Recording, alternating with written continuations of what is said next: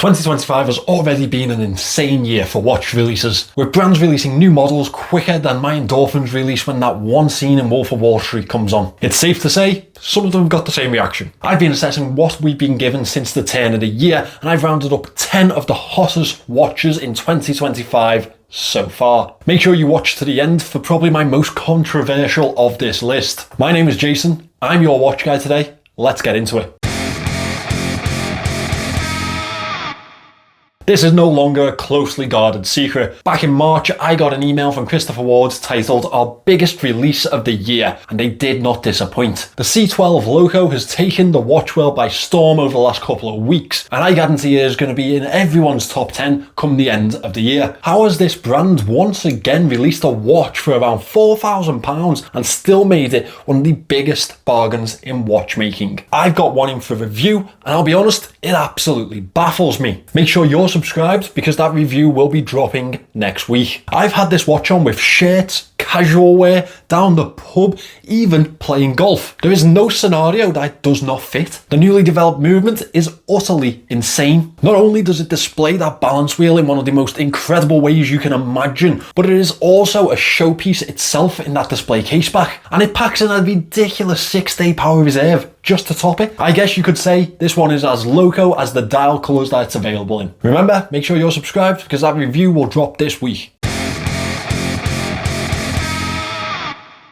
Since their first release of the Series 01, Studio Underdog have been going from strength to strength. They're pretty much the Yeezys of the watch world. Everyone loves them, while I still don't see why they cost so much. Look, I am not the guy you want if you want to keep up with trends. I still think Pokemon's cool. That being said, you can't deny that these are one of the hottest prospects in the micro brand world, and everything that Richard and the team do turns to gold. I love their latest release, the Unoriginals. You may remember last year I urged you not to buy a homage to their watermelon piece from a certain brand on AliExpress. A certain brand that I will not be naming but certainly rhymes with Roxma did not go unnoticed by the Underdog team, and they've struck back in one of the most whimsical yet brilliant ways I could imagine, bringing out their own homage to the homage. The avocado is a beauty, as is the guacamole, and it's certainly enhanced by the brand's distinct design language. It launched this week, and according to Studio Underdog's social media, it was one of their best releases to date. Probably in no small part thanks to them sticking to the £550 price tag. Now, while I personally find it quite off-putting when everyone drools over the same piece of cake, or in this case as it may be, avocado, you have to say that this brand has absolutely nailed their identity over the last 5 years. They don't really take anything too seriously, and it's a wonder to see in the watch world, which is so serious. And all of that perfectly comes across in their advertising campaigns, in their pieces, and I admire it plenty. I think the Unoriginals was the pinnacle of that take the piss attitude, and I've got to say,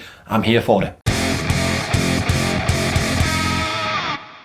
There is some budget goodness in this list, don't you worry. For me, Citizen are the Lamborghini to Ferrari. In this analogy, Seiko are Ferrari. Maybe Toyota and Honda would have been a better example. Stay with me. What I'm saying is they're often overlooked because of their fellow countrymen, even though they are just as good, and in the modern day, a lot more exciting. Their latest Zenshin comes in the form of the 60. It has some beautifully reimagined dials with fume textured aesthetics. The same brilliant super titanium casing and bracelet, and this one comes with a Miyota 8332 movement, which packs in a 60-hour power reserve. Personally, for me, it's the dials that make this one so exciting, and when it is released in May, I think it is going to be one of Citizen's most popular models, especially with a €499 price tag. That value is insane considering what they've packed into this watch. Zenshin in Japanese represents improvement, advancement and progress, which for this piece is incredibly suiting, and it celebrates Citizen's legacy of bringing us the first titanium piece in 1970. They are always pushing for impressive and progressive watches, and for me that's exactly what this is. I love it, and I really can't wait to see the market's reaction to it.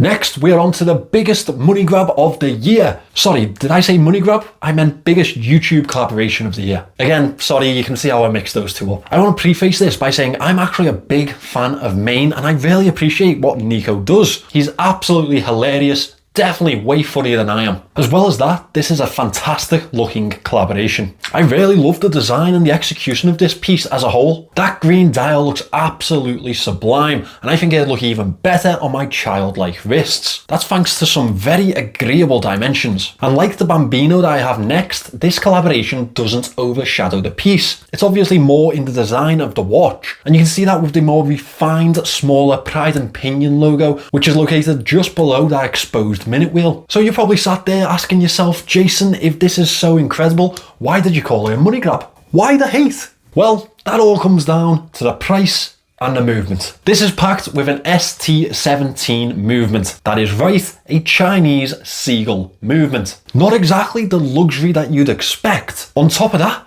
€999. That's right, over $1,000 with a $20 movement. Look, you can tell me this is a modified example of the movement and that we've never seen anything like this at this price before, but we have, and they are littered all over AliExpress. This is also from a man who has slated brands for their claims to in-house movements. The hypocrisy is beyond belief.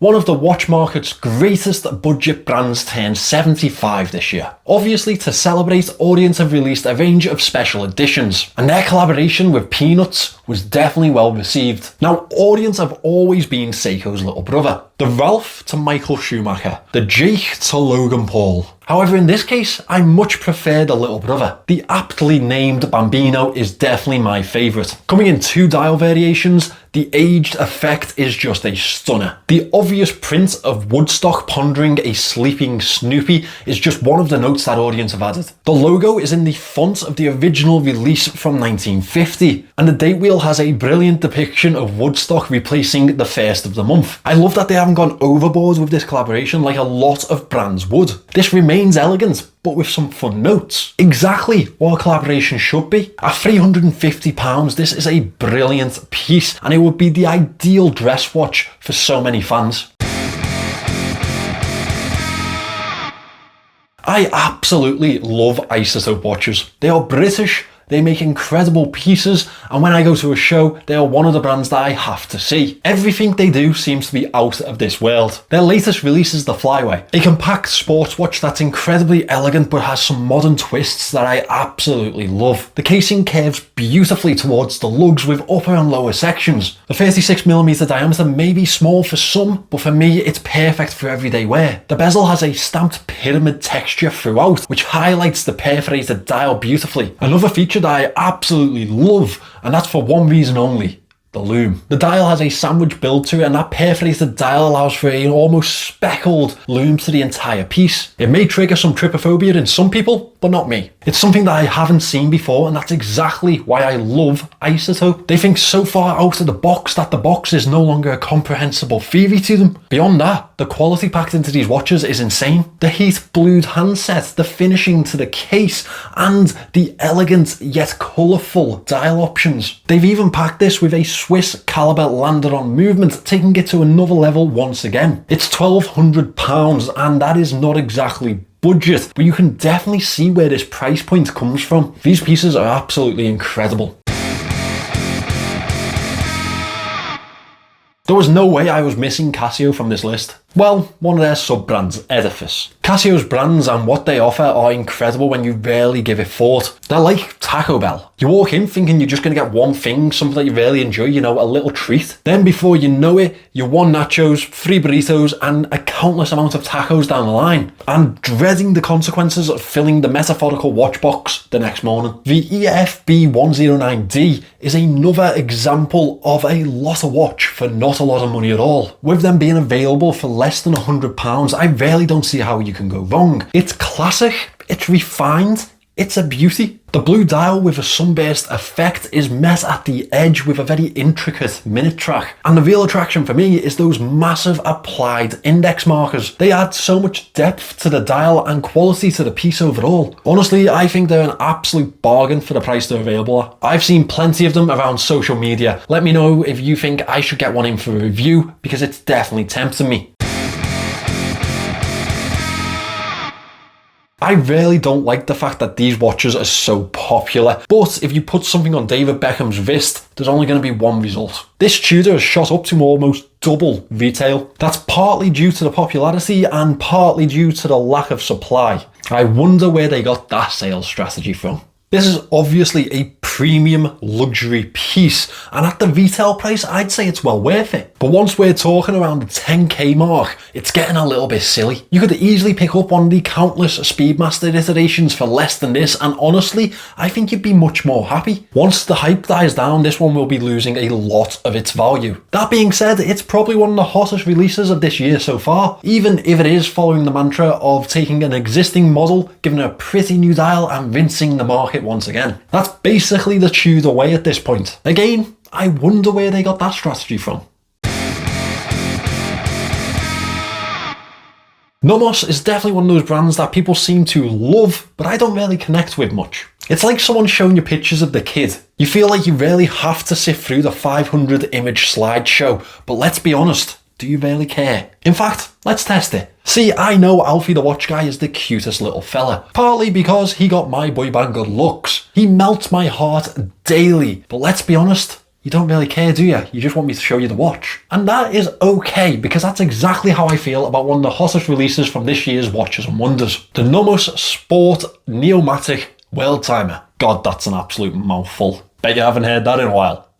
Sorry, I'll get back to the watches. It really does look fantastic, and I can see exactly why people have been all over it. Some of these limited edition colour options are absolute beauties. It's fully automatic and it still comes in below 10mm thick. I'm sure with the dimensions on offer, it's an absolutely brilliant watch to wear too. And don't get me started on how amazing that movement looks through the display caseback. That is true watch porn. It's definitely a stunning addition, but it just doesn't do it for me the way that other watches do in that £4,000 price category. I personally just don't get it. If you do, let me know in the comment section right now, and subscribe while you're there, because after I mention this next watch, you're probably going to turn off.